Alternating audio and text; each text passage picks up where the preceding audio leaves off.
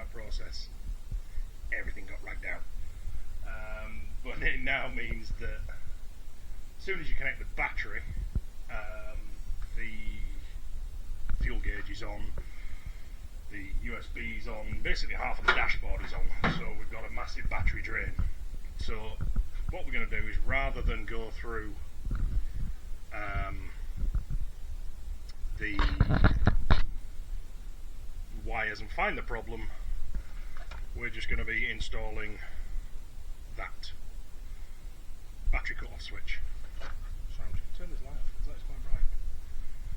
And yeah, figured whilst we do that, we can go through and I'll show you what I mean anyway.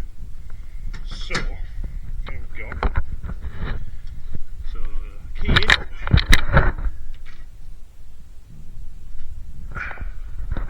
Help if I actually connected the battery, wouldn't it? Right, so battery connected, and then we'll see what we've got on lit up here. So here we are. We've got fuel gauge, indicator light, that's on as well, and if the handbrake was on, you'd see that lit up as well. So we're just going to install a cut-off switch. Not sure where I'm going to put it yet, because they are quite big. Might have to drill a hole in my dashboard and put it somewhere. I know you're supposed to fit them to the outside of the car, but I think for this case we should be alright. Right, so first thing I've got to check is if I actually bought the right size connectors. There's no mile, I've probably got the wrong ones. Here's what we got working with, some little butt style connectors, and apologise about the camera angle, I'm going to get there at this, and they work. Okay, so they're too small. Right, let's see if they will work for what's going on here.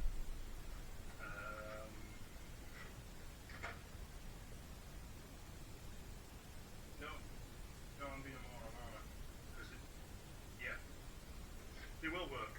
They are the right size, because obviously I've got to cut the plastic sheathing off. Right, let's get on with that then and work out how many I've got. We shall see. Right, so let's get into the wiring. So we've got one wire there, coming off that, one wire there, that's two. And you made them wire as well. I think I might end up snipping these wires as well. If I can just show you what we've got going on. Where are you? There. So we've got alternator. Oh, that needs. God, look at that. Glad we found that. That's about right for me, actually. Yeah.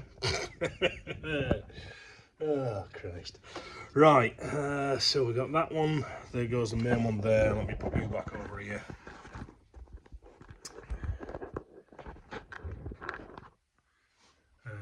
Right, so do that. Apologise about the camera work, it will get better, maybe. Right, so we've established that that's knackered, and that's quite bright, isn't it? So let's move you over there. So we need one for that one. I feel like I'm in a horror movie with this light, it's shocking. Right, so we're going to get this 13mm.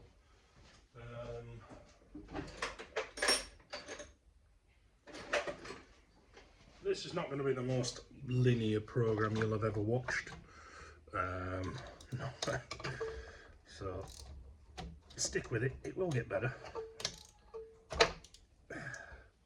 Wow, these crimps are shocking. Another one's just fallen off. So it's a good job I'm doing this, really. because that's just happened to the fuse box.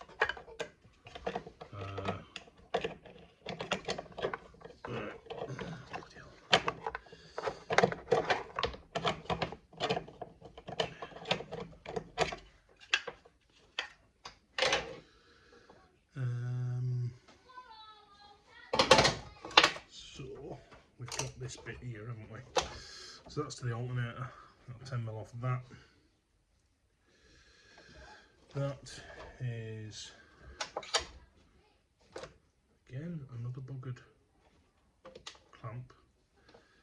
And then this terminal wire here, if you can see it.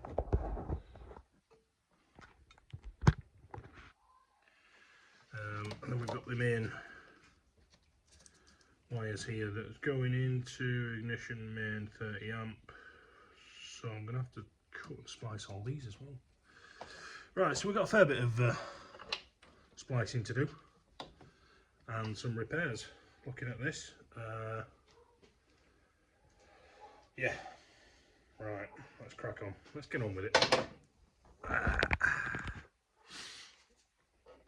So that needs to come off there. That can get split further down there and go back. Let's just get 10mm on you.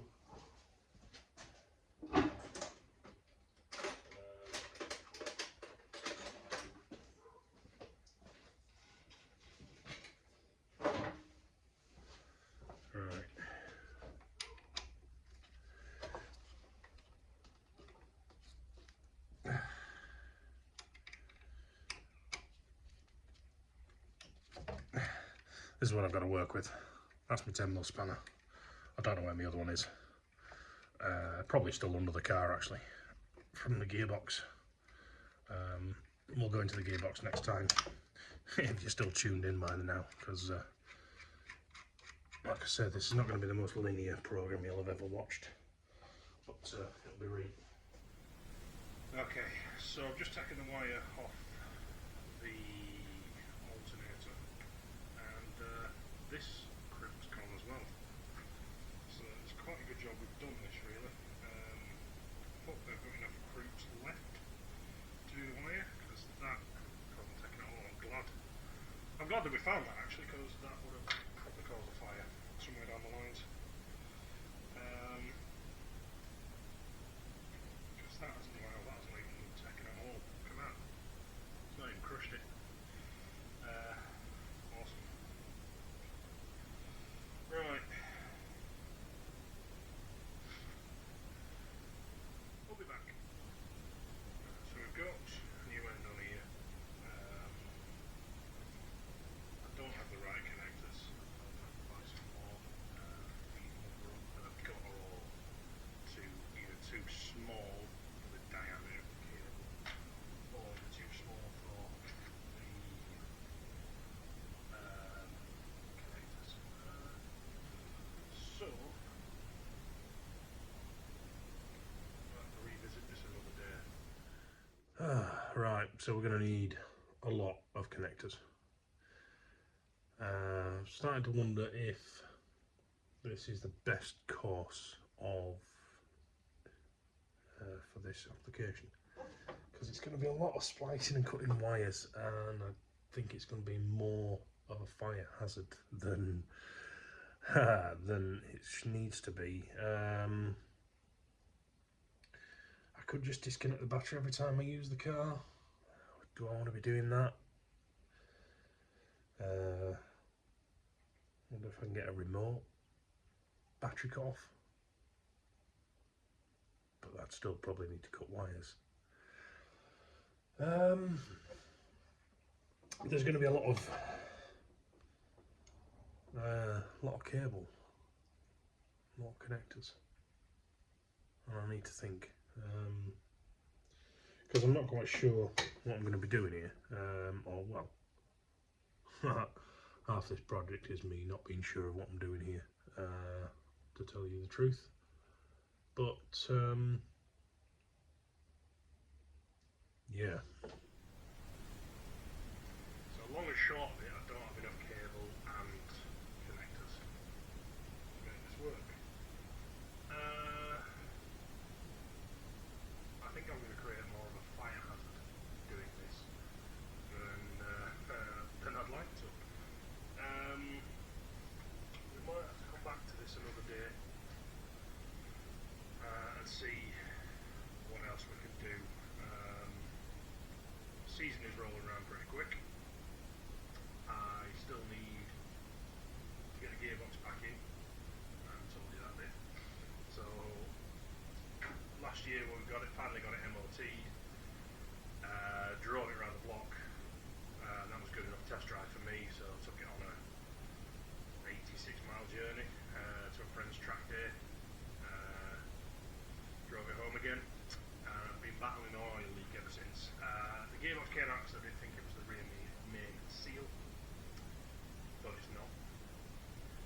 So the gearbox can go back in and the exhausts can go back on. I think I found the leak, I think I've solved the leak, but I don't know until I test it, and obviously it's quite loud because it just has 2.5-inch straight through pipes either side, so it's quite loud.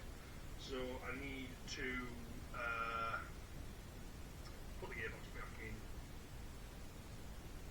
exhaust, get it running, fired up again, and then take it around the block, get it driven. Hopefully we've solved the oil leak. Needs this battery drain out now, it's wiring. Moral of the story is, do your wiring properly first time round and then you won't have this